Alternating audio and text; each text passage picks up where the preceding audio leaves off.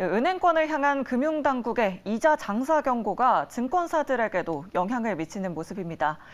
금융당국이 신용융자 이자율을 올린 증권사들을 상대로 점검에 나선 가운데 대형 증권사들은 이자율을 줄줄이 인하하고 있는데요.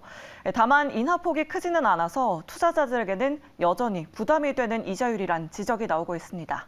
보도에 조문경 기자입니다. 증권사들 가운데 가장 먼저 신용융자 이자율 인하에 나서는 삼성증권.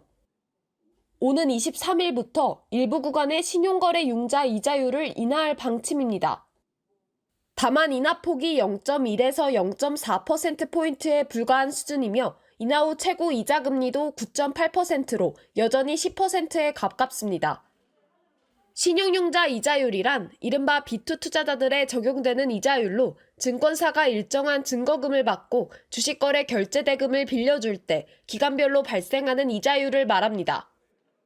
한국투자증권 역시 오는 24일부터 최고 구간 B2 이자율을 0.4%포인트 인하할 예정입니다. 최고금리 이자율은 현행 9.9%에서 9.5%로 낮아지지만 여전히 9%를 넘습니다.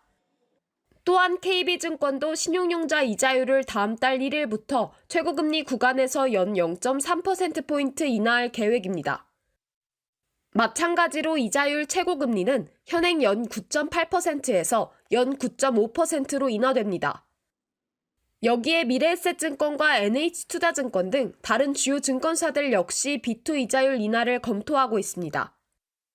이는 최근 신용융자 이자율을 올린 증권사들을 대상으로 금융당국이 이자율 상향 배경 점검에 나선 것이 영향을 미친 것으로 풀이됩니다.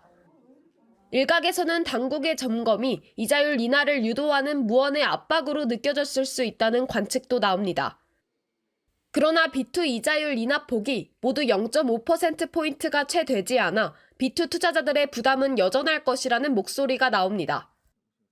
그 정도 내려서는 여전히 높은 금리라 바뀔 게 없다가 될 수도 있는 거거든요. 사실상 그거 내려준다고 간에 기별도 안 가라고 생각할 수도 있는 금융 안정성이라는 측면이나 수익성이라는 측면에 있어서 크게 문제되지는 않을 거라고 생각을 해요. 증권사들이 이자율 인하폭을 늘려도 사실상 안전성이나 수익성 측면에서 큰 영향을 미치지 않으므로 투자자들의 부담을 덜어줄 필요가 있다는 구상입니다. 최근 신용거래 융자 잔고는 17조 3천억 원을 넘어서며 증가세를 보이는 가운데 여전히 높은 금리의 B2 투자자들의 시름은 더욱 깊어질 전망입니다. 매일경제TV 조문경입니다.